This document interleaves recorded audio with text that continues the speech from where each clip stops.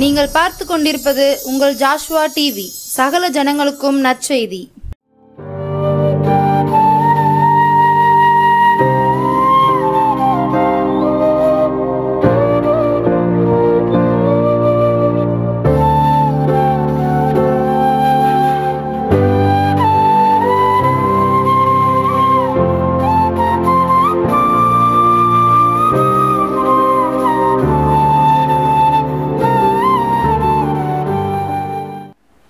அன்பார்ந்த ஜாஸ்வா டிவி நேயர்களுக்கு ஆண்டவரும் உலக ரட்சகருமாம் இயேசு கிறிஸ்துவின் ஈடேற்ற நாமத்தினாலே அன்பின் சமாதான வாழ்த்துதலை தெரிவித்துக் கொள்கின்றேன். இந்த சுகமளிக்கும் ஆராதனை நிகழ்ச்சிக்கு ஜாஸ்வா டிவி குடும்பமாக இணைந்து உங்களை அன்போடு வாழ்த்தி வரவேற்கின்றோம். பிதாவாகிய தேவனாலும் நம்முடைய கர்த்தராகிய இயேசு கிறிஸ்துவினாலும் கிருபையும் சமாதானமும் உங்களுக்கு உண்டாவதாக.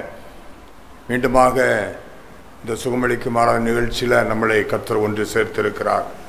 ஒருவேளை கண்ணீரோடு நீங்கள் இருக்கலாம், துக்கத்தோடு இருக்கலாம். உங்கள் கவலைகள், கண்ணீர்கள், துக்கங்கள் எல்லாவற்றையும் மாற்றும்படியாகத்தான் இந்த ஒரு நிகழ்ச்சியை ஜாஸ்வா டிவி மூலமாக கர்த்தர் நமக்கு ஏற்படுத்தி கொடுத்திருக்கிறார். இயேசுதான் நமக்கு அற்புதம் செய்யக்கூடியவர். எனவே அவரை நோக்கி நம்ம ஜெபிக்க போகிறோம். ஜெபத்தை கேட்கிறவர் என்கிற விசுவாசத்தோடு இன்று என் வாழ்க்கையில் ஒரு அற்புதம் நடக்கக்கூடிய நாள், என்னுடைய வாழ்க்கையில் வியாதிகள் மாறக்கூடிய நாள், என்னுடைய வாழ்க்கையில் மகிழ்ச்சியின் ஆரம்பமாகக்கூடிய நாள், இது நிச்சயமாக அது நடக்கப் போகிறது அப்படிங்கிற ஒரு விசுவாசம் நம்பிக்கையோடு இயேசுவை நோக்கி பாருங்க. இயேசு உங்களுக்கு அற்புதம் செய்வார். அப்படியே தலைகளை தாழ்த்தி ஜெபிப்போமா. எங்கள் அன்பின் பரலோக தகப்பனே, இந்த ஆசீர்வதிக்கப்பட்ட நல்ல இரவு வேளைக்காக உமக்கு நன்றி செலுத்துகிறோம். ஆபத்து காலத்தில் என்னை நோக்கி கூப்பிடு, நான் உனக்கு மறு உத்தரவு அருளி செய்வேன் என்று சொல்லிங்களப்பா. ஆபத்து காலத்தில் உம்மை நோக்கி கூப்பிடுகிறோம். கண்ணீரோடு இருக்கிறோம் ஆண்டவரே, வேதனையோடு இருக்கிறோம்ப்பா, துக்கத்தோடு இருக்கிறோம். இந்த சுகமளிக்கும் ஆராதனை நிகழ்ச்சி மூலமாக நீர் எங்களோடு கூட பேசி எங்களுடைய வாழ்க்கையில் அற்புதத்தை செய்வர் என்று விசுவாசத்தோடு உம்முடைய முகத்தை நோக்கி பார்க்கிறோம் அப்பா. நீர் ஆண்டவரே கேட்கிற தேவனாக இருக்கிறபடியினால உம்மை நம்பி வந்திருக்கிறோம்ப்பா. அவர்கள் அவரை நோக்கி பார்த்து பிரகாசம் அடைந்தார்கள், அவர்கள் முகங்கள் வெட்கப்படவில்லை என்று சொல்லி பார்க்கிறோம் அப்பா. என்னுடைய முகத்தில் பிரகாசிக்க பண்ணும், மகிழ்ச்சியோடு பிரகாசிக்க பண்ணும், சந்தோஷம் ஆண்டவரே எங்களுடைய உள்ளத்தில் பொங்கும்படியாக ஆண்டவரே நீர் கிருபை செய்யும்படியாக உம்மை நோக்கி பார்க்கிறோம். தகப்பனே, கண்ணீரோடு இருக்கிறாங்க, வேதனையோடு இருக்கிறாங்கப்பா. எல்லாருடைய கண்ணீரையும் மாற்றும். ஆகாருடைய கண்ணீரை மாற்றினவர், அன்னாளுடைய ஜபத்தை கேட்டவர், இதோ அழுது புலம்பி கூக்குரலிட்டு கொண்டிருக்கிற ஒவ்வொருவருக்கும் விடுதலை கொடுப்பீராக. உம்முடைய கரத்தில் தாழ்த்தி ஒப்பு கொடுக்கிறோம். இயேசுவின் மூலம் ஜெபிக்கிறேன் ஜீவனுள்ள நல்ல பிதாவே, ஆமேன், ஆமேன். கர்த்தருடைய பிரசன்னம் உங்களுடைய வீடுகளில் இறங்கி இருக்கிறது. இப்பொழுது அவரை மகிமைப்படுத்தி அவரை துதித்து, இப்போ அவரை வீட்டில் கூப்பிட்டுருக்குறோம். வீட்டில் கூப்பிட்டவங்களுக்கு உபசரிக்கணும் இல்லை, வீட்டுக்கு வந்த ஆளுக்கு காஃபி டீ ஏதாச்சும் கொடுப்போம். நீங்கள் என் வாழ்க்கையில் வரலன்னா என் வாழ்க்கையில் இப்படி நடந்திருக்காது அப்படி நிறைய காரியத்தை சொல்லுவோம். அதே போல் இயேசுவினுடைய நாமத்தை மகிமைப்படுத்தி அவரை துதித்து ஒரு பாடலை பாட போகிறோம். எல்லாம் இணைந்து, பாடல் தெரிஞ்சவங்க பாடுங்க, தெரியாதவங்க இணைந்து ஒவ்வொரு ஸ்டான்ஸும் 2 முறை பாடுவாங்க. 2வது முறை நீங்கள் அதை இணைந்து பாடுங்க. கர்த்தர் உங்களுடைய வாழ்க்கையில் அற்புதம் செய்வார்.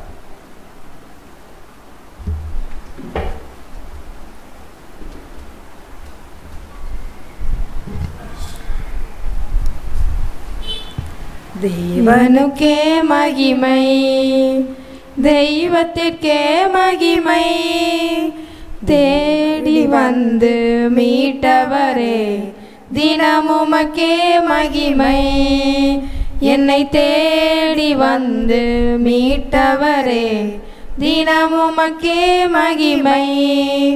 ஐயா வாழ்க வாழ்க, உம் நாமம் வாழ்க. ஐயா வாழ்க வாழ்க, உம் நாமம் வாழ்க. உன்னதத்தில் தேவனுக்கே மகிமை உண்டாகட்டும். உன்னதத்தில் தேவனுக்கே மகிமை உண்டாகட்டும். இந்த பூமியிலே சமாதானமும் பிரியமும் உண்டாகட்டும். இந்த பூமியிலே சமாதானமும் பிரியமும் உண்டாகட்டும். ஐயா வாழ்க வாழ்க, உம் நாமம் வாழ்க. ஐயா வாழ்க வாழ்க, உம் நாமம் வாழ்க. செவிகளை நீர் திறந்து விட்டீர், செய்வோம் உம் சித்தம்.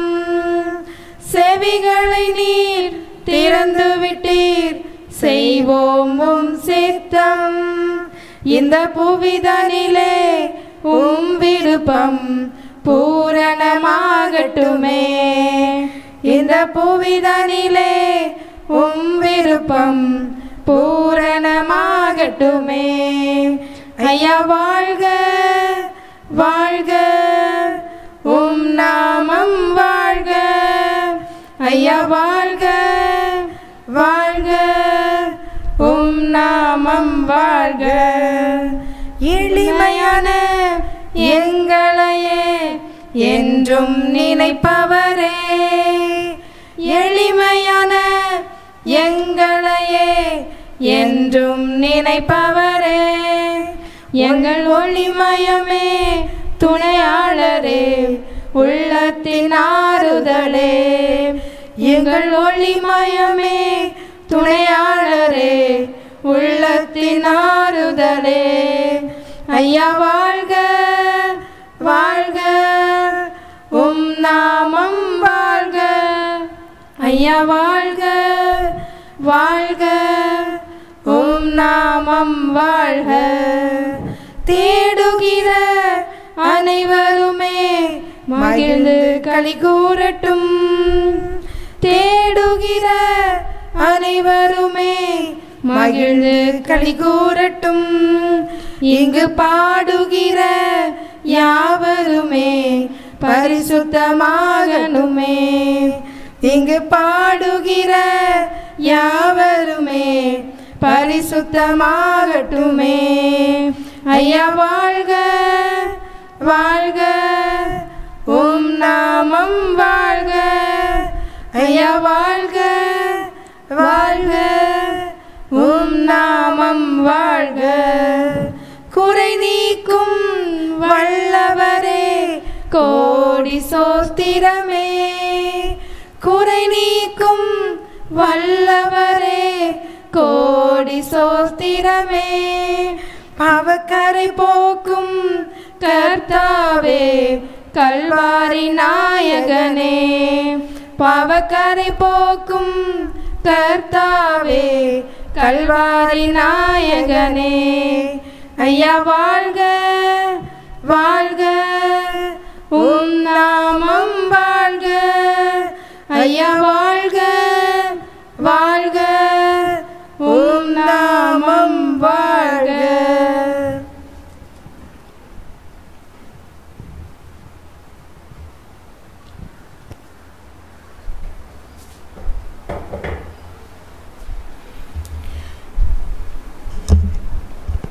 மீண்டுமாக ஆண்டவராகிய இயேசுவின் நாமத்தினாலே உங்களை அன்போடு வாழ்த்தி வரவேற்கின்றேன். இயேசுவை நோக்கி பார்த்தோம்ல, குறைகளை நீக்கக்கூடியவர், நம்முடைய குறைகளை எல்லாம் மாற்றக்கூடியவர், நம்முடைய பாவங்களை மன்னிக்கக்கூடியவர். அதுதான் அந்த கல்வாரி நாயகனுடைய அன்பு, அதுதான் அவருடைய சிறப்பு. அவரைத்தான் நம்ம நோக்கி பார்த்து கொண்டு இருக்கிறோம். எனவே நிச்சயமாக உங்களுடைய வாழ்க்கையில் ஒரு பெரிய அற்புதத்தை ஆண்டவராகிய இயேசு உங்களுடைய வாழ்க்கையில் செய்து அவருடைய நாமத்தை மகிமைப்படுத்துவார். நீங்களும் அவருடைய நாமத்தை மகிமைப்படுத்துங்க, நன்றி சொல்லிக்கொண்டே இருங்கள். இந்த நாளிலும் நாம் சிந்திக்கும்படியாக ஒரு வசனத்தை கர்த்தர் நமக்கு முன்பாக கொண்டு வந்திருக்கிறார். என்ன அப்படின்னா, யோவான் எழுதின சுவிசேஷம் 11வது அதிகாரத்தில் நாம் அடிக்கடி வாசிக்கிற சிந்திக்கிற பகுதி தான். லாசரு என்னும் வாலிபன் மிகவும் இயேசு கிறிஸ்துவுக்கு அன்பானவனாக இருந்தான், நண்பராக இருந்தான். மரித்து போய்விட்டான். மரித்து போய்விட்டவனை பார்ப்பதற்கு இயேசு கிறிஸ்து வருகிறார். வருகிற பொழுது அவருடைய சகோதரிகள் போய் அவங்ககிட்ட இயேசுவினிடத்தில் முறையிடும் பொழுது இயேசு கேட்கிறார். என்ன கேட்கிறாரு? 11வது அதிகாரம் அதில் 38வது வசனத்தில், அப்பொழுது இயேசு மறுபடியும் தமக்குள்ளே கலங்கி கல்லறையினிடத்திற்கு வந்தார். லாசருடைய கல்லறை எங்கு அவனை அடக்கம் செய்திருக்கிறீர்கள் என்று சொல்லி கேட்டு அந்த கல்லறையினிடத்திற்கு வந்தார். அது ஒரு குகையா இருந்தது. அதன் மேல் ஒரு கல் வைக்கப்பட்டிருந்தது. அந்த கல்லறையின் மேல ஒரு கல் வைக்கப்பட்டிருக்கிறது. இயேசு கிறிஸ்து வந்து பார்க்கிறார் கல்லறையை. அதற்கு மேலாக ஒரு கல் வைக்கப்பட்டிருக்கிறது. இயேசு அற்புதம் செய்யக்கூடிய, இயேசு உயிரோடு எழுப்பக்கூடிய, அதிசயம் நடக்கக்கூடிய அந்த லாசரு உள்ளே இருக்கிறான். இடையில கல் இருக்கு. இயேசு சொல்லுகிறார் அடுத்த வசனத்துல, அந்த கல்லை எடுத்து போடுங்கள் அப்படின்னு சொன்ன உடனேயும் அந்த மார்த்தாள் சொல்லக்கூடிய காரியத்தை பாருங்க. மார்த்தாள் அவரை நோக்கி, ஆண்டவரே, இப்பொழுது நாருமே 4 நாள் ஆயிற்றே அப்படிங்கிறார். உடனே ஆண்டவர் சொல்றாரு, இயேசு அவளை நோக்கி, நீ விசுவாசித்தால் தேவனுடைய மகிமையை காண்பாய் என்று நான் உனக்கு சொல்லவில்லையா? இயேசு கிறிஸ்து மரித்து போன லாசருவை வெளியே வா என்று சொல்லுகிறார். எழும்பி அவன் வெளியே வருகிறான் என்றால், இந்த கல்லை பார்த்து அப்புறம் போன்னு சொன்னா போகாதா? நிச்சயம் போயிருக்கும். அப்ப அந்த கல் ஒரு அற்புதம் நடப்பதற்கு, அதிசயம் நடப்பதற்கு தடையாக இருக்கிறது. அந்த கல் கல்லறையின் மேல் வைக்கப்பட்ட கல் அல்ல, மார்த்தாளுக்குள்ளாக இருக்கக்கூடிய ஒரு கல். மார்த்தாளுக்கும் இயேசுவுக்கும் நடுவாக இருக்கக்கூடிய ஒரு கல். அதைத்தான் இயேசு சொல்றார், நீ விசுவாசித்தால் தேவனுடைய மகிமையை காண்பாய். நீ விசுவாசிக்கல, நீ விசுவாசிச்சன்னா தேவனுடைய மகிமை உனக்கு என்ன தேவை? இப்ப மரித்த உன்னுடைய சகோதரன் உயிரோடு எழும்ப வர வேண்டும். அந்த சகோதரன் உயிரோடு எழும்ப வருவதற்கு தடையாக இருப்பது இப்ப என்ன அப்படின்னா, ஒரு கல் இருக்கு. என்ன கல்? விசுவாசம். அவிசுவாசம் என்னும் கல் உன்னிடத்துல இருக்கிறது. அந்த கல்லை முதலாவது எடுத்து போடு அப்படின்னு சொல்லி சொல்றார். நீங்க எப்படி சூழ்நிலையில் இருக்கிறீங்க? எனக்கு இது நடக்குமா நடக்காதா? என் வாழ்க்கையில எத்தனையோ வருஷமா இப்படித்தானே இருக்கிறேன். எவ்வளவு காலம் ஆச்சு இந்த வியாதி வந்து, எவ்வளவு நாளாச்சு எனக்கு இந்த பிரச்சனைகள் வந்து, இது தீர்ந்த பாடு இல்லையே, என்னைக்கு இது நடக்க போகுதோ? கொஞ்சம் ஒரு அவிசுவாசம் இருக்கு, நம்பிக்கை இல்லாம இருந்து கொண்டு இருக்கிறீங்க. எனவே தான் இயேசு உங்களை பார்த்து சொல்லுகிறார், அந்த அவிசுவாசமாகிய கல்லை எடுத்து போடு. அந்த கல்லை எடுத்து போடு, அற்புதம் நான் செய்வேன். அவரால் முடியும். ஆனா நம்மிடத்துல எதிர்பார்க்கக்கூடியது, இயேசுவால முடியும் அப்படிங்கிற ஒரு நம்பிக்கை வர வேண்டும். அது ஒரு விசுவாசம் அவர்களுக்குள்ளாக வர வேண்டும். அதைத்தான் இயேசு உங்களிடத்துல எதிர்பார்க்கிறார். விசுவாசிக்கிறவர்களாக எல்லாம் கூடும். நீ விசுவாசிச்சனா தேவனுடைய மகிமை இன்றைய தினத்தில் பார்க்க முடியும். இன்றைய தினத்தில் அற்புதம் செய்வார். அவிசுவாசம் என்னும் கல்லை எடுத்து போடுங்க. அப்ப அந்த அவிசுவாசம் என்னும் கல் அவளுக்குள்ளாக ஏன் வந்தது? இயேசுவுக்கு நல்ல பணிவிடை செய்தவதான். இயேசுவினுடைய ஒவ்வொரு நடுக்கையை பற்றி அவர் செய்த அற்புதங்கள், அடையாளங்கள் எல்லாம் தெரிஞ்சதுதான். செய்த அற்புதம் எல்லாம் தெரிஞ்சிருக்கும். ஆனாலும் அவளுக்குள்ளாக இந்த காரியம் நடக்குமா, இது நடக்குமா அப்படிங்கிறது அவளுக்குள்ளாக ஒரு சந்தேகம் வந்துவிட்டது. அந்த சந்தேகத்திற்கு காரணம் என்ன? ஒரு 3 காரியத்தை நம்ம பார்க்க போகிறோம். நமக்கு ஏன் அவிசுவாசம் இருக்கு அப்படின்னு சொல்லி, முதலாவது, அவனுடைய சகோதரன் மரித்து போய்விட்டான். அவனிடத்துல ஜீவன் இல்லை. அவனுடைய ஆவி அவனுடைய சரீரத்திலிருந்து பிரிந்து போய்விட்டது. ஒரு மனுஷனிடத்திலிருந்து அவனுடைய சுவாசம் போய்விட்டது, அவன் மரித்து போய்விட்டான் என்றால் மீண்டுமாக அவன் இந்த உலகத்திற்கு வர முடியாது. மீண்டுமா அவன் எழும்பி எதுவும் செய்ய முடியாது. அவன் மரித்து போனவன், அவன் மண்ணோடு மண்ணாக போகக்கூடியவன். அதுதான் வழக்கமாக வந்து கொண்டு இருக்கிறது. நம்முடைய வழக்கங்களை நாம் பார்க்கிறோம். இந்த என்ன வழக்கம், ஒருத்தர் மரிச்சாச்சு அப்படின்னா உயிரோடு வர முடியாது, அவ்வளவுதான். ஒருவருக்கு ஒரு குறை சரீரத்தில் இருக்கு, கர்ப்பத்தில் குறை இருக்கு, குழந்தை பெற்றுக்க முடியாது, டாக்டர் சொல்லிட்டாங்க குழந்தை பெற்றுக்க முடியாது, அவ்வளவுதான். அதான் வழக்கம். இவங்களால முடியாது, அந்த குறை அவங்களுக்கு வந்துருச்சு, குழந்தை பிறக்காது. அதுதான் நம்முடைய ஒரு கணக்கு. அதுதான் பழக்கமாக நம்ம வாழ்க்கையில வைத்துக் கொண்டு இருக்கிறோம், பழக்கப்பட்டு போய்விட்டோம். இதுவால ஒரு நார்மலான ஒரு சின்ன ஒரு காய்ச்சல், அதை சுகப்படுத்துவார், இயேசு சுகப்படுத்த நம்பிக்கையோடு இருந்துறோம். ஆனா இவன் மரித்து அடக்கம் பண்ணப்பட்டு விட்டான். எனவே இனி அவனுடைய சுவாசம் அவனுக்குள்ளாக வருவது, அவன் மீண்டுமாக உயிர் பற்றி எழுவது என்பது இந்த உலகத்தில் நடக்கக்கூடாத ஒன்று. எனவே நம்ம பார்க்கக்கூடியது இந்த உலக பிரகாரமாக நம்ம அவரை பார்த்து கொண்டிருக்கிறோம். இயேசுவால் இது முடியுமா, முடியாதா? இன்னொரு காரணம், அது தனக்கு நேர்ந்திருக்கிறது. தன்னுடைய சகோதரன் மரித்திருக்கிறான். இதே இது மற்றவர்களுக்குன்னா அழகாக ஒரு அட்வைஸ் கொடுத்துடலாம், இயேசு உங்களுடைய வாழ்க்கையில் அற்புதம் செய்வார், விசுவாசத்தோடு இருங்க சொல்லிடலாம். ஆனால் தனக்கு நேரிடும் பொழுது தன்னுடைய சகோதரன் மரித்திருக்கிறான், எனவே அது பழக்கம், அது கிடையாது. மீண்டுமாக அவனுடைய சரீரத்தில் ஜீவன் வர முடியாது அப்படின்னு சொல்லி அவன் நினைத்து கொண்டிருக்கிறான். ஆனால் எபிரேயரின் புஸ்தகத்தில் 11வது அதிகாரம், அதில் 11வது வசனத்தை 12வது வசனத்தையும் நீங்கள் வாசித்து பார்த்தீர்கள் என்றால், விசுவாசத்தினாலே சாராளும் வாக்குத்தத்தம் பண்ணினவர் உண்மை உள்ளவர் என்று எண்ணி கற்பந்தரிக்க பலன் அடைந்து வயது சென்றவளாயிருந்தும் பிள்ளை பெற்றாள். அங்கு சாராள் வயது சென்ற முதிர் வயதாகிவிட்டாள். அவளுடைய கர்ப்பம் செத்து போய்விட்டது. அவளுடைய வாழ்க்கையில இனி கர்ப்பம் தரிப்பது என்பது முடியாத ஒரு விஷயம். அதே போல ஆபிரகாமுடைய சரீரமும் செத்து போய்விட்டது. 2 பேருக்குள்ளாக இனி கர்ப்பம் தரிப்பது என்பது உலக பிரகாரமாக சாத்தியம் அல்ல. உலக பிரகாரமான அது முடியாத காரியம். எந்த ட்ரீட்மெண்ட் எடுத்தாலும் சரி, எதை செய்தாலும் அந்த முயற்சிகள் தோல்விதான் அடையுமே தவிர அது ஒரு நாளும் வெற்றி அடைவதற்கு சாத்தியம் இல்லாத ஒரு சூழ்நிலை.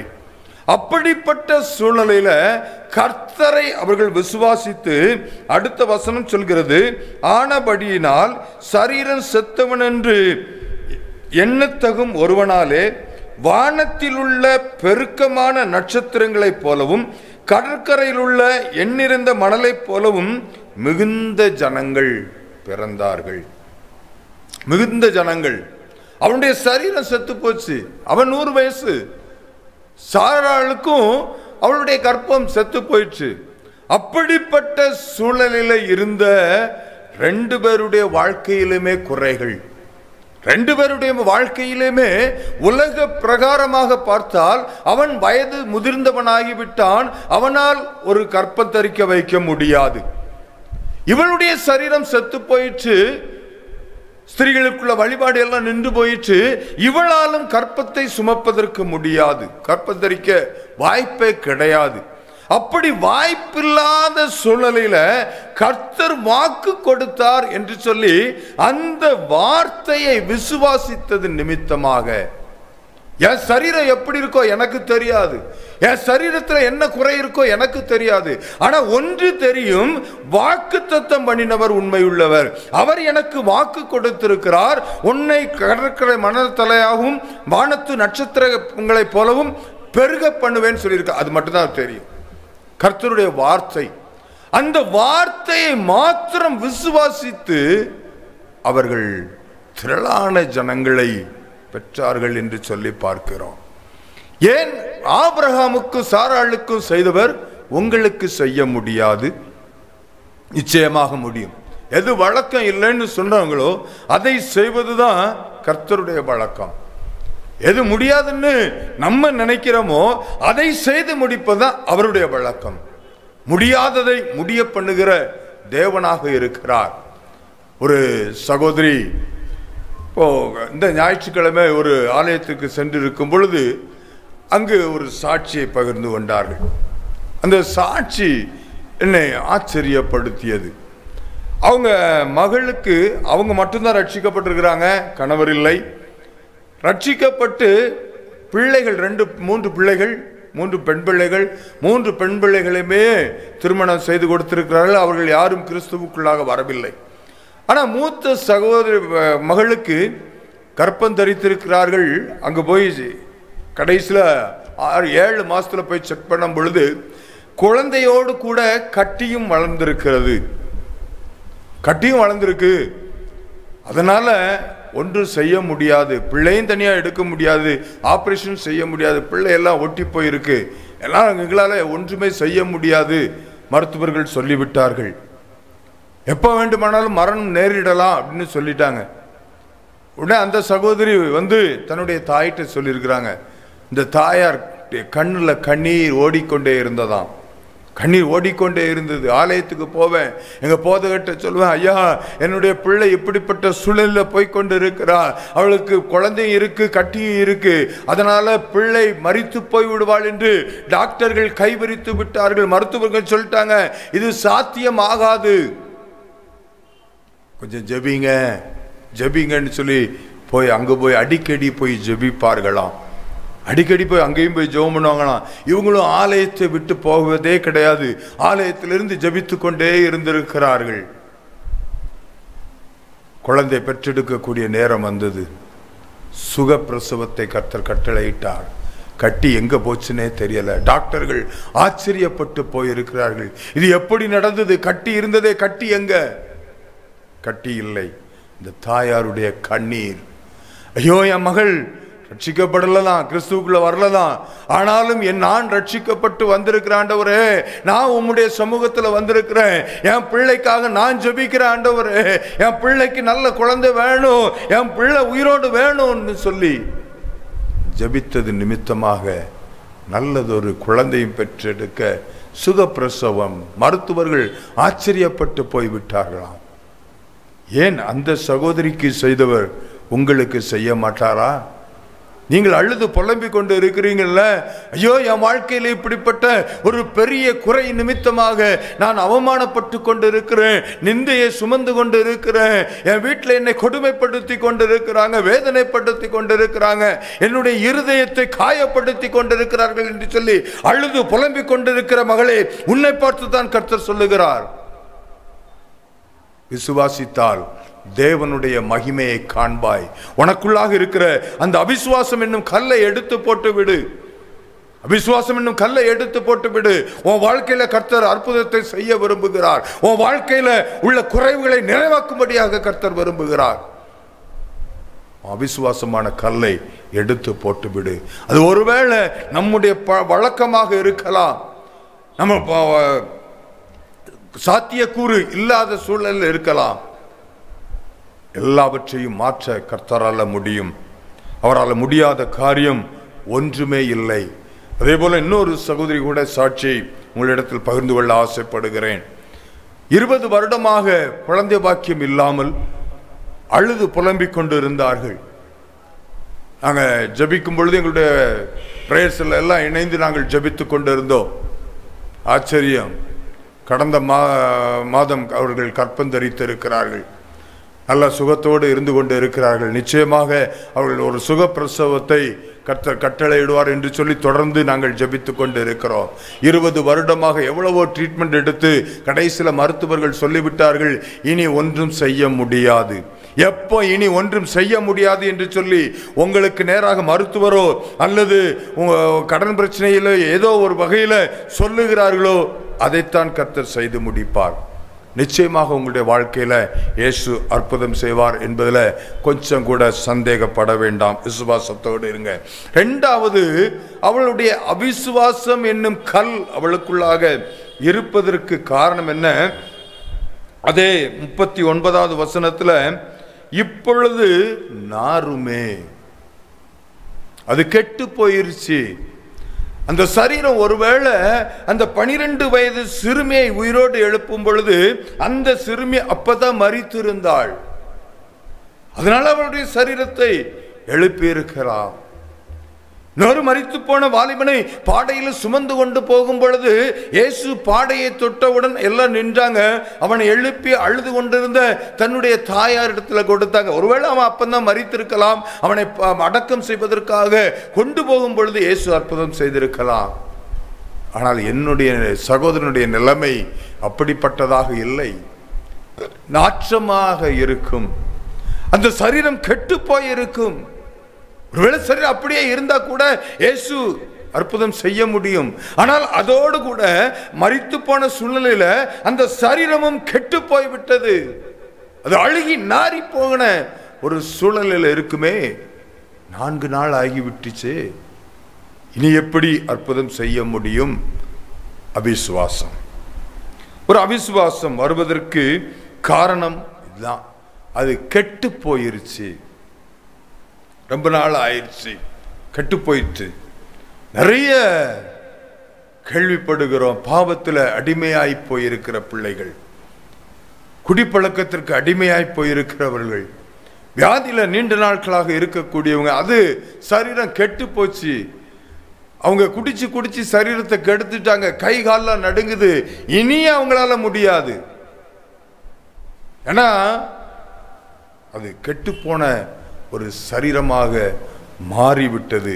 எனவே அற்புதம் செய்வதில் ரொம்ப கஷ்டம் அப்படின்னு சொல்லி அவளுக்குள்ளாக ஒரு அவிசுவாசம் வந்துவிட்டது. நியாயாதிபதிகள் புஸ்தகத்துல நம்ம வாசித்து பார்க்கும் பொழுது, நியாயாதிபதிகள் புஸ்தகத்துல சிம்சோனை குறித்து நம்ம பார்த்தோம் அப்படின்னா, அதுல 14வது அதிகாரத்துல சிம்சோன் விருத்த சேதனம் செய்யாத பெலிஸ்திய ஸ்திரீனிடத்துல காதல் வயப்படுகிறான். அவளுடைய அழகுல மயங்கி எனக்கு இவள்தான் வேணும், இவளைத்தான் திருமணம் செய்து கொள்வேன் என்று சொல்கிறான். அவளுடைய பெற்றோர்கள் சொல்றாங்க, அப்பா அவ விருத்த சேதனம் இல்லாத ஒரு இதுல உள்ளவ, அவ வேண்டாம், அவள் திருமணம் செய்யக்கூடாது அப்படின்னு பெற்றோர்கள் எவ்வளவோ சொல்லுகிறார்கள். ஆனால் கேட்கவில்லை.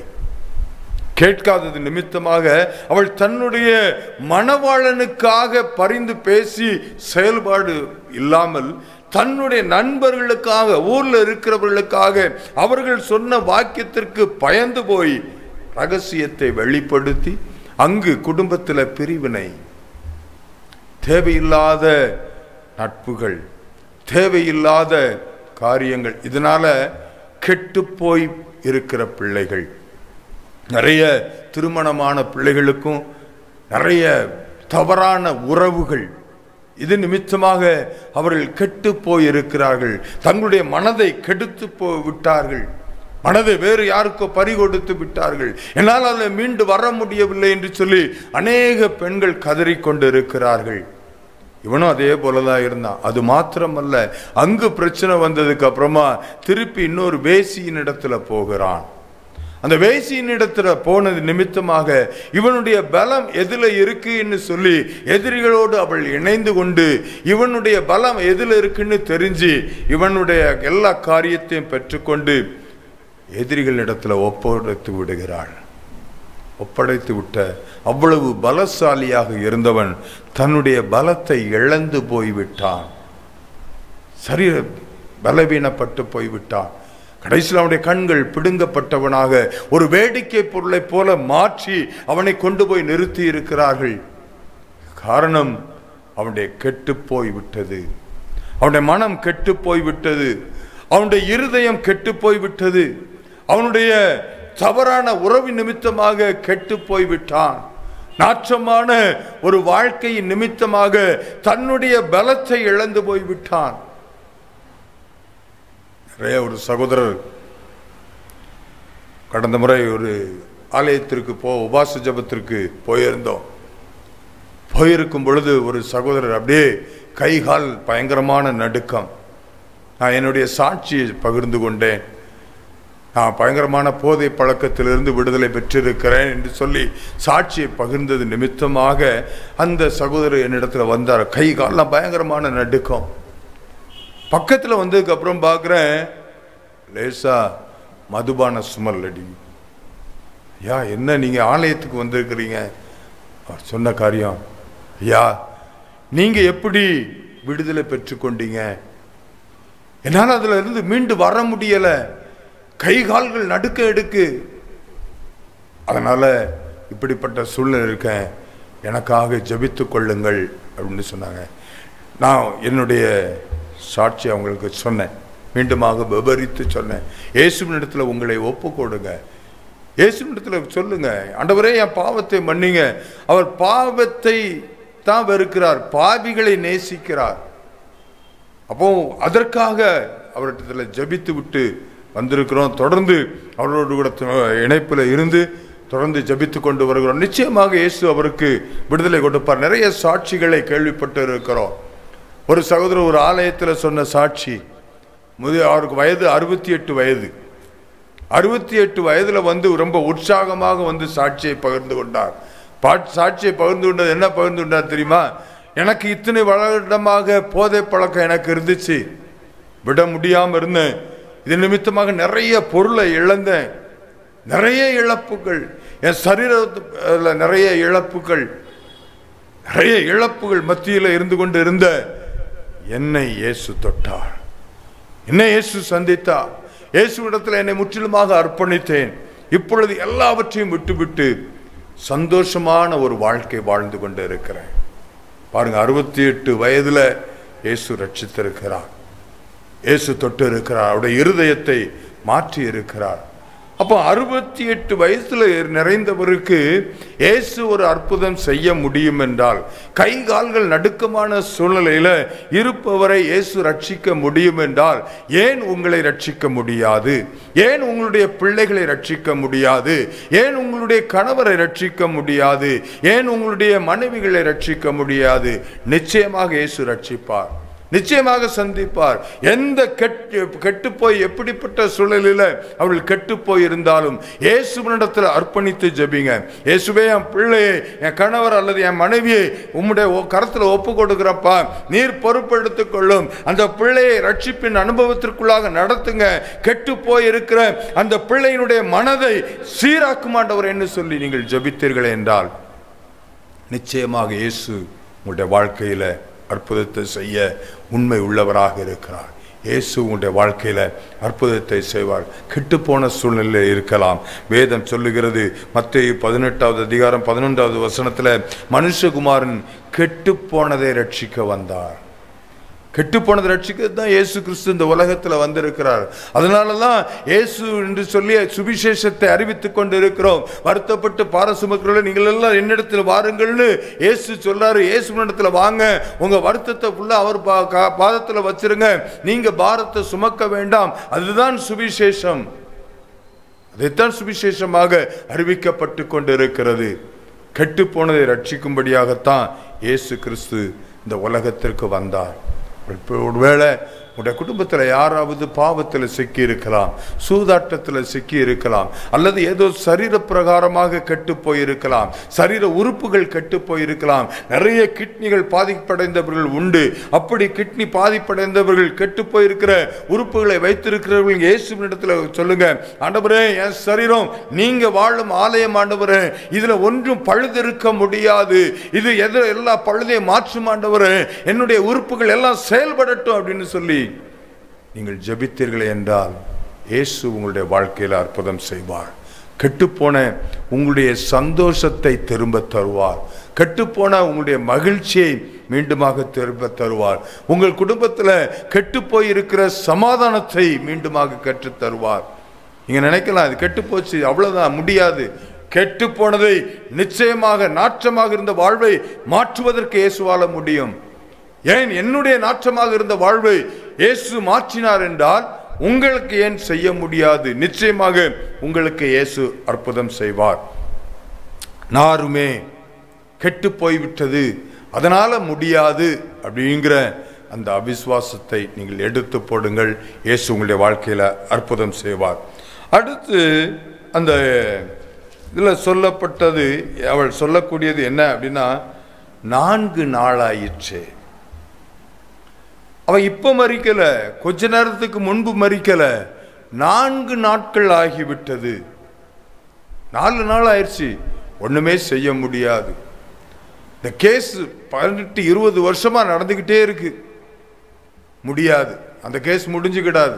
இனிமே அவ்வளவுதான், என் இடம் போயிடுச்சு, அல்லது எந்த விதத்துல நான் போட்டுதுன்னா அது போயிடுச்சு, எனக்கு அது நஷ்டம்தான், அது இழப்பு தான் அப்படின்னு சொல்லி நீங்கள் நினைத்து கொண்டிருக்கலாம். இயேசு உங்களுடைய வாழ்க்கையில அற்புதம் செய்வார். 4 நாள் ஆயிற்றே, இவ்வளவு நாட்பட்டு போயிற்றே. எனவே இதுல அற்புதம் செய்வது என்பது முடியாத காரியம். இதுல அதிசயம் செய்ய முடியும் என்பது முடியாத காரியம். இதை நான் கேட்டாலே, ஒரு மனிதன் இறந்து 4 நாள் ஆனதுக்கு அப்புறமா அவங்க உயிரோடு வந்துருவாங்க அப்படின்னு சொல்லி எப்படி நினைக்க முடியும்? யாராலையும் முடியாது. அப்போ நாளாயிருச்சு, அதனால முடியாது. இப்படித்தான் நிறைய விஷயங்கள் நடந்து கொண்டு இருக்கிறது. 2 ராஜாக்களின் புஸ்தகத்துல நீங்க பாத்தீங்கன்னா 8வது அதிகாரத்துல எலிசா மூலமாக ஒரு அற்புதத்தை பெற்ற ஒரு சகோதரி, சூனை மூராள் என்று சொல்லி போடப்பட்டு இருக்கிறது. அந்த சகோதரி என்ன செய்து கொண்டிருந்தால், எலிசா அடிக்கடி அவங்க வீட்டுக்கு வரும்பொழுது இந்த மனிதன் பக்தியுள்ளவன் அப்படின்னு சொல்லி நினைத்து, தேவனுடைய மனுஷன் என்று சொல்லி அவன் தன்னுடைய மாடியில அவனுக்கு தங்குவதற்கு அறை, அதில் மேஜை, இருக்க எல்லாவற்றையும் பந்தோபஸ்து செய்து நன்றாக கொடுத்திருந்தாள். அதன் நிமித்தமாக எலிசாவினிடத்துல கேட்கிறான், அம்மா உனக்கு ஏதாவது குறை இருக்கா? அவன் சொல்ற, எனக்கு எந்த குறையும் இல்லை, நான் சந்தோஷமாக என்னுடைய வாழ்க்கையை நடத்தி கொண்டிருக்கிறேன். அப்ப அவனுடைய உதவியாளன் தான் சொல்றாரு, கேயாசி, ஐயா இவருக்கு குழந்தை இல்லை. தன்னுடைய குழந்தை இல்லாத காரியத்தை அவளிடத்துல சொல்லவே இல்லை. அதை ஒரு பொருட்டாக அவன் நினைக்கவும் இல்லை. அவள் தன்னுடைய வாழ்க்கையை நடத்தி கொண்டே போகிறாள். இந்த பரிசுத்தவானுக்காக நான் வீட்டை ஒதுக்கி கொடுக்கணும்னு சொல்லி மேல் வீட்டரை ஒதுக்கி கொடுக்கிறாள். அது நிமித்தமாக எலிசா சொல்றாரு, ஒரு வாக்கு கொடுக்கிறார், குழந்தை பிறக்குன்னு சொல்லி. அதே போல ஒரு குழந்தை பிறக்கிறது. குழந்தை பிறந்து கொஞ்ச நாள்ல அந்த குழந்தை தன்னுடைய தாயின் மடியிலே தலைவலின்னு சொல்லி படுத்ததான் மரித்து போய்விட்டது. மரித்து போன உடனே இவன் என்ன செய்யறான்னா, எடுத்துக்கொண்டு எலிசாட்ட போறான். எலிசாட்ட போய் சொல்லி மீண்டுமாக அந்த அற்புதத்தை பெற்றுக்கொண்டாள். உண்மை எல்லாம் நடந்து முடிஞ்சதுக்கு அப்புறமா அந்த தேசத்துல ஒரு 7 வருஷம் பஞ்சம் வரும் அப்படின்னு சொல்லி கர்த்தர் எலிசா தீர்க்கதரிசி மூலமாக ஒரு அறிவிப்பை கொடுக்கிறார், வெளிப்பாட்டை கொடுக்கிறார். உடனே அவன் எலிசா தீர்க்கதரிசி அந்த மகள்கிட்ட சொல்றது, 8வது அதிகாரம் 1வது வசனத்துல, எலிசா தான் உயிர்ப்பித்த பிள்ளையின் தாயாகிய ஸ்திரியை நோக்கி, நீ உன் வீட்டாரோடும் கூட எழுந்து புறப்பட்டு போய் எங்கே ஆகிலும் சஞ்சரி, கர்த்தர் பஞ்சத்தை வருவிப்பார், அது 7 வருஷ தேசத்தில் இருக்கும் என்று சொல்லியிருந்தான். அந்த ஸ்திரீட்ட சொல்றான், 7 வருஷம் பஞ்சம் வர போதுமா? கர்த்தர் பஞ்சத்தை அனுப்ப போறாரு. அதனால நீ எனக்காக இவ்வளவு உதவி செய்திருக்கிறாய், எனவே நீ எங்கேயாவது உன் வீட்டார் எல்லாரையும் கூட்டிட்டு போய் எங்கேயாவது போய் சஞ்சரி, எங்கேயாவது போய் வாழ்க்கை நடத்து. எந்த இடம் உனக்கு நல்லா தெரியுதோ, எந்த இடம் உனக்கு வசதி வாய்ப்பாடு இருக்கோ, எந்த இடத்துல பஞ்சம் இல்லாம இருக்கோ, நீ அந்த இடத்துல போய் நீ குடியிருந்து உன் வாழ்க்கையை நடத்தி கொள் என்று சொல்லி அனுப்பி விடுகிறான். 7 வருஷம் போயாச்சு. எல்லாத்தையும் வீடு வாசல் எல்லாத்தையும் விட்டுட்டு வீட்டார் அனைவரோடு கூட போயாச்சு. போயிட்டு 7 வருஷம் கழிச்சு திரும்பி வருகிறாள். 7 வருஷம் கழிச்சு திரும்பி வர்றா. திரும்பி வந்து பார்த்தா 7 வருஷம் கழிச்சு அங்க வந்து பார்த்தா வீடு கிடைக்குமா தெரியாது, இடம் இருக்குமா தெரியாது, எதுவுமே இருக்கா பாப்போம் அப்படின்னு சொல்லி வந்திருக்கலாம். வரும் பொழுது கர்த்தர் அங்கு என்ன அற்புதத்தை செய்திருக்கிறார் பாருங்க. தேவன் அங்கு ராஜா மூலமாக பேச்சு நடத்தி இப்படி ஒரு அற்புதத்தை எலிசா செய்திருக்கிறார் என்று சொன்ன உடனேயும் இவள் அங்கு வர, உடனே அங்கு ராஜாவுடைய வேலைக்காரன் ராஜாவிடத்தில் சொல்ல, இவதான் அந்த அற்புதத்தை பெற்றவள். இவருடைய மகனைத்தான் எலிசா தீர்க்கதரிசி உயிரோடு எழுப்பினார் என்று சொல்லி சொன்ன உடனேயும் அங்கு ராஜா எல்லாவற்றையும் விவரித்து கேட்கிறான். என்னன்னு எனக்கு விவரித்து சொல்லுமா? எல்லாவற்றையும் விவரித்து சொல்லுகிறான். விவரித்து சொன்ன உடனே கர்த்தர் செஞ்ச காரியத்தை பாருங்க. 6வது வசனம் சொல்லுகிறது, ராஜா அந்த ஸ்திரீயை கேட்டதற்கு அவள் அதை அவனுக்கு விவரித்து சொன்னாள். அப்பொழுது ராஜா அவளுக்கு ஒரு பிரதானியை நியமித்து அவளுக்கு உண்டானது எல்லாவற்றையும் அவள் தேசத்தை விட்டு போன நாள் முதல் இதுவரைக்கும் உண்டான அந்த வயலின் வருமானம் அனைத்தையும் அவளுக்கு கிடைக்கும்படி செய். எவ்வளவு ஆச்சரியம் பாருங்க. 7 வருஷம் கழிச்சு நான் என் நிலம் கிடைக்குமா, என் வீடு இருக்குமா அப்படின்னு நினைச்சுதான் வந்தவா. ஆனா 7 வருஷம் அந்த வயல்ல வந்த வருமானம் எவ்வளவு இருக்குமோ அதையும் அவளுக்கு கொடுக்கும்படி செய்தார். அதையும் அவளுக்கு கொடுக்கும்படி செய்தார். எவ்வளவு ஆச்சரியம் பாருங்க. 7 வருஷம் பஞ்சம். 7 வருஷம் பஞ்சத்துல எங்க வருமானம் வந்திருக்கும்? ஆனாலும் அது எவ்வளவு வருமானத்தை கொடுக்குமோ அந்த வருமானத்தையும் கொடுத்து கர்த்தர் ஆசீர்வதித்தார். ஒரு 7 வருஷம் ஆயிடுச்சே, நமக்கு எல்லாம் கிடைக்குமான்னு நினைச்சு வந்தவளுக்கு திருப்தியாக எல்லாவற்றையும் இழந்து போன எல்லாவற்றையும் திருப்பிக் கொண்டாள். அது மாத்திரமல்ல, அதை விட அதிகமாகவும். இவ உழைக்கல, வயல்ல வேலை செய்யல, எதுவுமே செய்யல. ஆனா அதற்குண்டான பலனையும் அவளுக்கு கொடு என்று சொல்லி ஒரு பிரதானியை கட்டளையிட்டு அங்கு கர்த்தர் செய்விக்கிறார். என்ன ஆச்சரியம் பாருங்க. இழந்து போயிருக்கிறீங்களா? சந்தோஷத்தை இழந்துட்டீங்களா? மகிழ்ச்சியை இழந்துட்டீங்களா? குடும்பத்தில் சமாதானம் இல்லாம இருக்கா? அல்லது கடன் பிரச்சனையால தொழிலை இழந்துட்டீங்களா? உங்க பொருளாதாரம் இழந்து போயிருச்சா? எவ்வளவு நாள் ஆனாலும் சரி, இயேசு இன்று உங்களுக்கு திருப்பி கொடுப்பார். இயேசு உங்களுக்கு திருப்பி கொடுக்கும்படியாகத்தான் உங்களோடு கூட பேசி கொண்டு இருக்கிறார். ஆனால் இவ்வளவு நாள் ஆயிடுச்சு, என்னைக்கு நடக்குமான்னு சொல்லி நீங்க அவிசுவாசப்படுறீங்க பார்த்தீங்களா? நம்பிக்கை இல்லாம இருக்கீங்க பார்த்தீங்களா? அதை மட்டும் நீங்க மாத்துங்க. இயேசுவால முடியும் அப்படிங்கிற மாத்திரம் உங்க இருதயத்துல நீங்க கொண்டு வந்தீங்கன்னா இயேசு உங்களுடைய வாழ்க்கையில அற்புதம் செய்ய உண்மை உள்ளவராக இருக்கிறார். தேவன் இழந்து போனதை தேடவும் ரட்சிக்கவுமே மனுஷகுமாரன் உலகத்திற்கு வந்தார். இழந்து போன எல்லாவற்றையும் உங்களுக்கு திரும்ப இயேசு கொடுப்பார். இந்த இயேசுவை நோக்கி பாருங்க. எல்லாவற்றுக்கும் காரணம், ஒருவேளை இந்த உலகத்துல நடக்க முடியாத காரியம் மருத்துவரால முடியாது, யாராலே முடியாத காரியமாக இருக்கலாம். இயேசு செய்வார். அந்த விசுவாசம், அந்த நம்பிக்கை உங்களுக்குள்ளாக இருக்க வேண்டும். 2வது, இது கெட்டு போயிருச்சு, அவ்வளவுதான், கெட்டு போனதை சரி பண்ண முடியாது. கெட்டு போனதையும் சரி பண்ணத்தான் இயேசு உங்களிடத்துல இறங்கி வந்திருக்கிறார். அந்த ஒரு நம்பிக்கை உங்களுக்கு, விசுவாசம் உங்களுக்குள்ளாக வரணும். அடுத்து, இழந்து போயிருக்கிற நாள்பட்ட காரியமாக இருக்கலாம். 38 வருஷமாக பெதஸ்தா குளத்துல படுத்து கிடக்கிறான், அவனுக்கு சுகம் கிடைக்கல. வெகுநாளாய் வெகுநாள் வியாதியஸ்தன் என்று பார்த்து அவன்கிட்ட போய் தான். அங்க அநேகர் இருக்கிறாங்க, நிறைய பேர் வியாதியஸ்தர் இருக்கிறாங்க. இயேசு யார் இடத்துலையும் போகல, இவன்கிட்ட போனாரு. ஏன்? 38 வருஷமா ஒருத்த படுத்த படுக்கையா கிடக்கிறான், அவனுக்கு உதவி செய்ய யாரும் இல்லை, அவன் எழுப்பாம இருக்கிறான். அவனுக்கு பின்பு வந்தவங்களாம் அற்புதத்தை பெற்றுக்கொண்டு போறாங்க. எனவே நான் அவனுக்கு செய்ய வேண்டும். அதே போல நீங்கள் நினைத்து கொண்டு இருக்கலாம், என் வாழ்க்கையில நீண்ட நாளாக ஒரு போராட்டம் இருக்கு, நீண்ட நாளாக ஒரு பிரச்சனை இருக்கு, இது தீரலன்னு சொல்லி நினைத்து கொண்டு இருக்கலாம். அதை செய்யும்படியாகத்தான் இயேசு உங்களுடைய வாழ்க்கையில வந்திருக்கிறார். அந்த அவிசுவாசத்தை எடுத்து போட்டுருங்க, நம்பிக்கையை கொண்டு வாங்க. இயேசு என் வாழ்க்கையில செய்வார். ஒரு விசுவாசம் உங்களுக்குள்ளாக வரட்டும். அந்த விசுவாசம் இருந்துன்னா போதும். நீ விசுவாசித்தால் தேவனுடைய மகிமை இந்த நேரத்துல உங்களால பார்க்க முடியும், இந்த நாள்ல உங்களால பார்க்க முடியும். நிச்சயமாக இயேசு செய்வார், சந்தேகமே இல்லை. ஒரு பாடலை பாடப்போகிறோம். இயேசுவை நோக்கி. இவ்வளவு நேரம் கர்த்தருடைய வார்த்தையை, உங்களுடைய விசுவாசத்தை வர்த்திக்க பண்ணுவதற்கு கேட்டிருக்கிறாரு.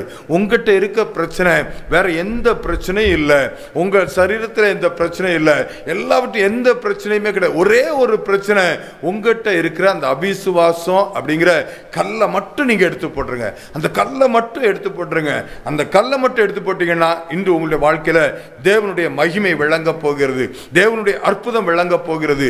இயேசுவினுடைய மகா வல்லமை உங்கள் மீது இறங்கி வரப்போகிறது. ஒரு அற்புதத்தை பார்க்க போறீங்க.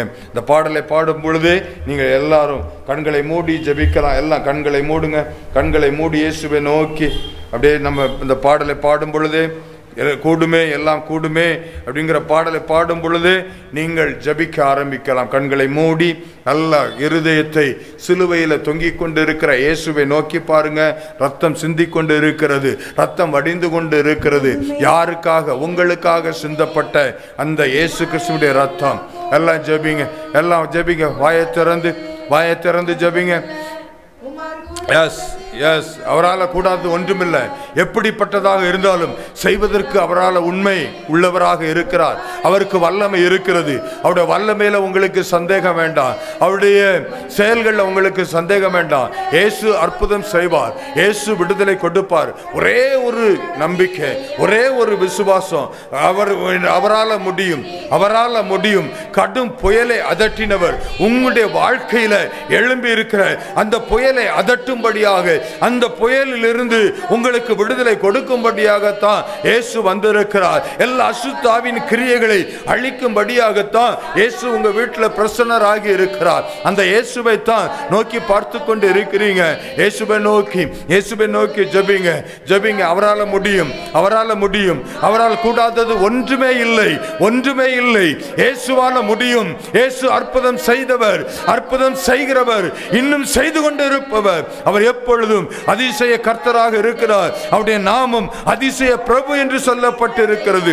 அந்த அதிசயம் செய்கிறவர் உங்கள் மத்தியில் உலாவிக் கொண்டு இருக்கிறார், உங்கள் மத்தியில் உலாவிக் கொண்டு இருக்கிறார். என் பிள்ளைங்களுக்கு நான் விடுதலையை கொடுக்க வேண்டும், நான் அற்புதம் செய்ய வேண்டும் என்று சொல்லி விரும்பித்து உங்கள் மத்தியில் இறங்கி இருக்கிறார். Yes my lord, yes yes S.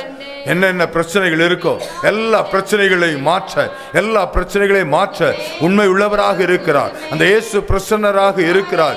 எந்த பிரச்சனை இருந்தாலும், ஐயோ என்னால் கடக்க முடியல, யோர்தானை போல முன்பாக கரை புரண்டு ஓடிக்கொண்டு இருக்கிறது, அதை கடந்து செல்ல என்னால் முடியல, கடன் பிரச்சனையை கடந்து செல்ல முடியல, ஐயோ இந்த வேதனையை என்னால் தாங்க முடியல, ஐயோ இந்த அவமானத்தை என்னால் தாங்க முடியல, யோர்தான் எப்படி பின்னிட்டு திரும்பியதோ அதே போல உங்களுடைய வாழ்க்கையில் இருக்கிற அந்த காரியங்கள் மாறப்போகிறது.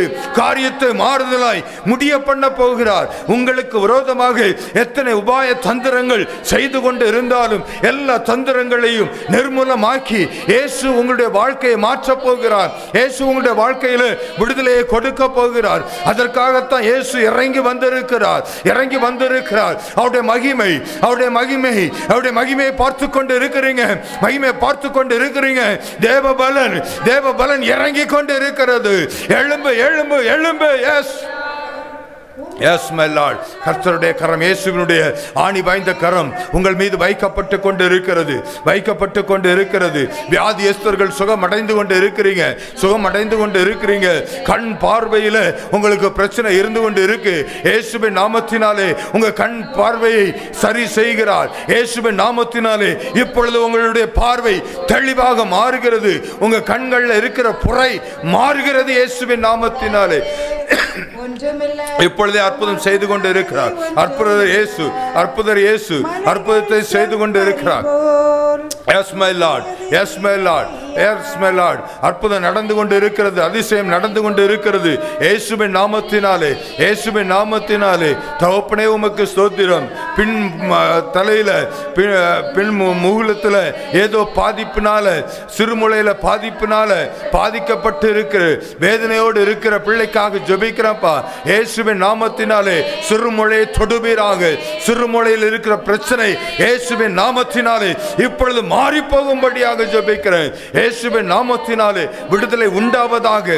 கல்லீரல்ல பிரச்சனையோடு பாதிக்கப்பட்டு இருக்கிற பிள்ளைக்காக ஜெபிக்கிறேன். இயேசுவின் நாமத்தினாலே கல்லீரல்ல இருக்கிற பிரச்சனைகள் மாறுவதாக, மாறுவதாக. இயேசுவின் நாமத்தினாலே நுரையீரல் சுருக்கம் கண்டு போய் இருக்கிறது, அதனால பிரச்சனை, சுவாசிக்க முடியல. இயேசுவின் நாமத்தினாலே அந்த நுரையீரல் ஆண்டவரை சீராய் மாறுவதாக. அந்த சுருங்கி இருக்கிற நுரையீரல் இயேசுவின் நாமத்தினாலே நல்ல நுரையீரலாக மாறுவதாக. இப்பொழுது உம்முடைய கரம் இறங்கி செயல்படுவதாக. இயேசுவின் நாமத்தினாலே அற்புதம் நடப்பதாக. அற்புதம் நடக்கட்டும் இயேசுவின் நாமத்தினாலே. இயேசுவின் உயிர்த்தெழுந்த வல்லமை இறங்கி கொண்டு இருக்கிறது, இறங்கி கொண்டு இருக்கிறது. இன்னும் ஜெபித்து கொண்டே இருங்க, ஜெபித்து கொண்டே இருங்க. இயேசு உங்களை தொட்டு கொண்டு இருக்கிறார், இயேசு உங்களை தொட்டு கொண்டு இருக்கிறார்.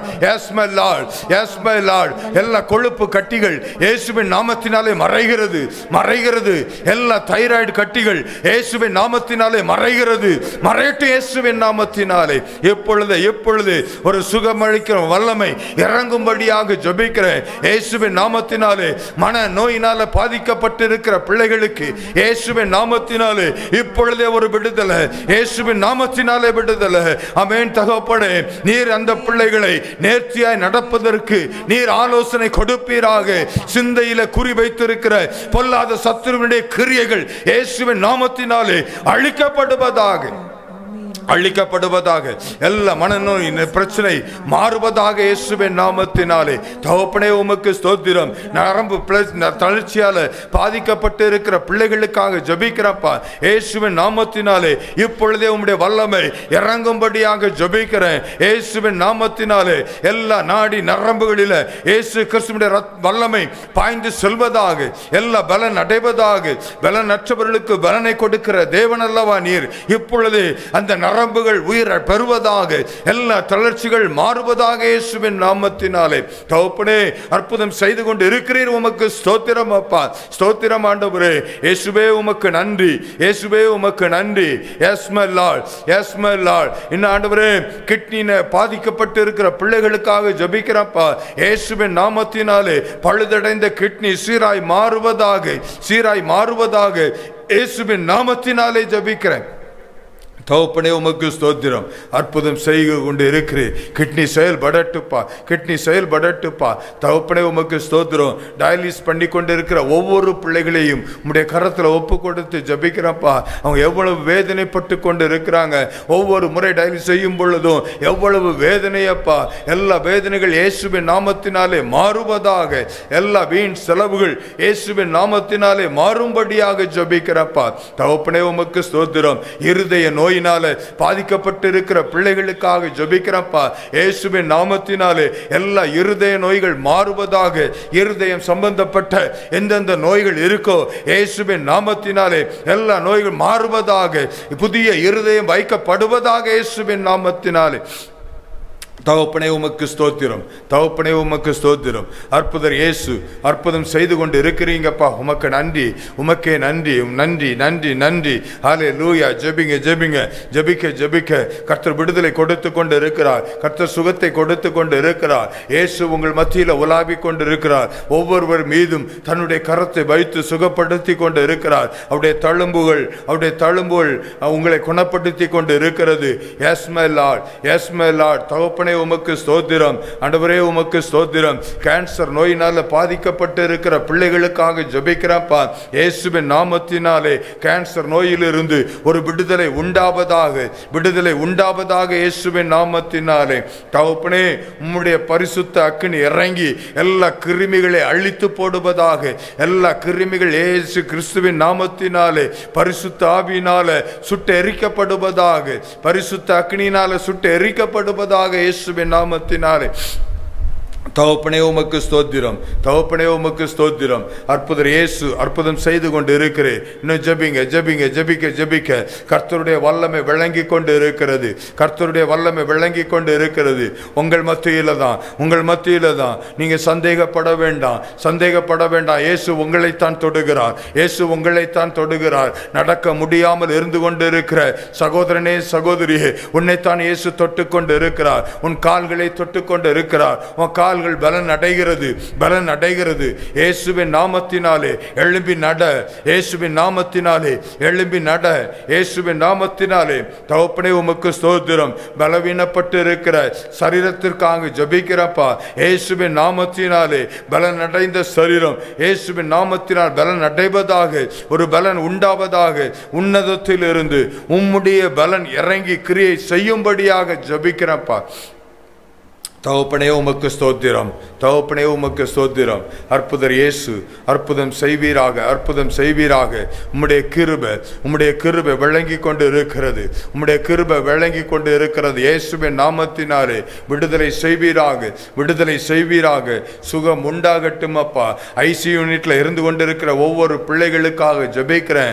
கோமா ஸ்டேஜில் இருக்கிற பிள்ளைகளுக்காக ஜெபிக்கிறேன். உம்முடைய உயிர் தெழுந்த வல்லமை இப்பொழுதே பிள்ளைகளுக்குள்ளாக இறங்குவதாக, இறங்குவதாக. இயேசுவின் நாமத்தினாலே எழும்புவார்களாக, படுக்கை விட்டு எழும்புவார்களாக. இயேசுவின் நாமத்தினாலே கட்டளையிட்டு ஜெபிக்கிறப்பா. படுக்கை விட்டு எழும்பு என்று கட்டளையிடுகிறேன். இயேசுவின் நாமத்தினாலே அற்புதம் நடக்கட்டும், அற்புதம் நடக்கட்டும். தகப்பனே உமக்கு ஸ்தோத்திரம். நீரிழிவு சர்க்கரை நோயினால பாதிக்கப்பட்டு இருக்கிற பிள்ளைகளுக்காக, பிளட் பிரஷரால் பாதிக்கப்பட்டு இருக்கிற பிள்ளைகளுக்காக ஜெபிக்கிறேன். இயேசுவின் நாமத்தினாலே அற்புதம் நடக்கட்டும் அப்பா. எல்லாம் சீராய் மாறுவதாக. தகப்பனே உமக்கு ஸ்தோத்திரம். இரத்த குறைவினால பாதிக்கப்பட்டிருக்கிற பிள்ளைகளுக்காக ஜெபிக்கிறேன். இயேசுவே அந்த இரத்தம் ஆண்டவரே நிறைவாக மாறுவதாக, இரத்தம் ஆண்டவரே இன்க்ரீஸ் ஆவதாக. இயேசுவின் நாமத்தினாலே தகப்பனே உமக்கு ஸ்தோத்திரம், உமக்கே ஸ்தோத்திரம் அப்பா. ஆண்டவரே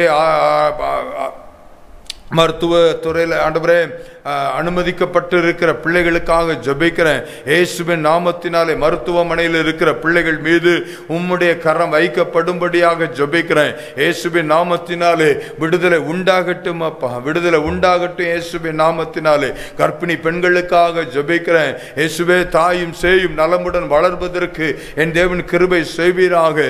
எந்த குறைகளும் இருக்கக்கூடாது. இயேசுவின் நாமத்தினாலே ஆண்டவரே எல்லா உறுப்புகளும் நேர்த்தியாய் வளர்வதாக, நேர்த்தியாய் வளருவதாக. இயேசுவின் நாமத்தினாலே தகப்பனே நீர் அற்புதம் செய்வீராக.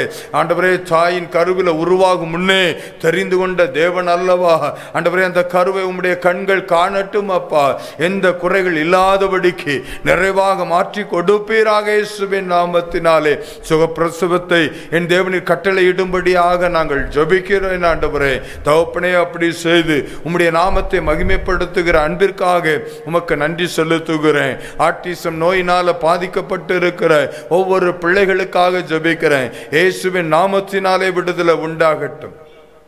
இயேசுவின் நாமத்தினாலே அற்புதம் நடக்கட்டுப்பா. தகப்பனே உமக்கு ஸ்தோத்திரம். ஆண்டவரே இன்னும் என்னென்ன பாவத்தில் சிக்கி தவித்து கொண்டு இருக்கிறார்களோ இயேசுவின் நாமத்தினாலே எல்லா பாவத்திலிருந்து விடுதலை உண்டாவதாக, எல்லா பாவ பழக்கங்கள் மாறுவதாக. இயேசுவின் நாமத்தினாலே திருமணத்திற்காக காத்திருக்கிற பிள்ளைகளுக்காக ஜெபிக்கிறப்பா. அநேக பிள்ளைகள் ஆண்டவரே பொருளாதாரத்தில் குறைவுபட்டு இருப்பதனால திருமணம் ஆகாமல் இருந்து கொண்டு இருக்கிறாங்க. சரீரத்தில் குறைவுகள் நிமித்தம் திருமணம் ஆகாமல் இருந்து கொண்டு இருக்கிறாங்கப்பா. இயேசுவே இன்னும் வரதட்சணை கொடுக்க முடியாமல் ஆண்டவரே திருமணம் ஆகாமல் இருந்து கொண்டு இருக்கிறாங்க. எப்படிப்பட்ட சூழலில் இருந்தாலும் எல்லா குறைகளை என் தேவன் நிறைவாக மாற்றுவீராக. எல்லா திருமண தடைகளை இயேசுவின் நாமத்தினாலே இப்பொழுது உடைத்து ஜெபிக்கிறப்பா. எல்லா திருமண தடைகள் மாறுவதாக இயேசுவின் நாமத்தினாலே. தகப்பனே நீர் அப்படி செய்து உம்முடைய நாமத்தை மகிமைப்படுத்துகிற அன்பிற்காக உமக்கு நன்றி செலுத்துகிறேன். கடன் பிரச்சனையில சிக்கி தவித்துக் கொண்டிருக்கிற பிள்ளைகளுக்காக ஜெபிக்கிறேன்ப்பா. இயேசுவே அந்த பிள்ளைகளை என் தேவனீர் மாற்றுவீராக. அவருடைய இருதயங்கள் மாற்றப்படட்டுப்பா. அவருடைய இருதயத்தை என் தேவன் தேற்றுவீராக. எல்லா தேவைகள் சந்திக்கப்படுவதாக. கடனை அடைத்து முடிப்பதற்கு என் தேவனீர் பலனை கொடுப்பீராக. கையின் பிரயாசத்தை ஆசீர்வதிப்பீராக. உமக்கு ஸ்தோத்திரம். கற்பத்தின் கனிக்காக இருக்கிற பிள்ளைகளுக்காக ஜெபிக்கிறப்பா. இயேசுவின் நாமத்தினாலே கற்பத்தின் கனி உண்டாவதாக. ஆண்டவரே எல்லா குறைகள் மாறுவதாக. இயேசுவின் நாமத்தினாலே தகப்பனே உமக்கு ஸ்தோத்திரம். எல்லா குடும்பத்தில் இருக்கிற எல்லா சமாதான குலைச்சலை ஆண்டவரே எடுத்து போடும்படியாக நான் ஜெபிக்கிறேன். குடும்பத்தில் நல்ல சமாதானம் உண்டாகட்டும், மெய்யான சமாதானம் உண்டாகட்டும். இயேசுவின் நாமத்தினாலே ஜெபிக்கிறேன். தகப்பனே அப்படி செய்து உம்முடைய நாமத்தை மகிமைப்படுத்துகிற அன்பிற்காக உமக்கு நன்றி செலுத்துகிறேன். உம்முடைய கரத்தில் தாழ்த்தி ஒப்பு கொடுக்குறப்பா. என் தேவனில் பெரியவர் பெரிய காரியங்களை செய்யும். அற்பமான ஊழியக்காரன் கடமையை நிறைவேற்றி இருக்கிறேன். ஆண்டவரே நீர் பொறுப்படுத்திக் கொள்ளும், வழி நடத்தும். மீட்பர் இயேசுவின் மூலம் ஜெபிக்கிறேன் ஜீவனுள்ள நல்ல பிதாவே. ஆமேன், ஆமேன். God bless you.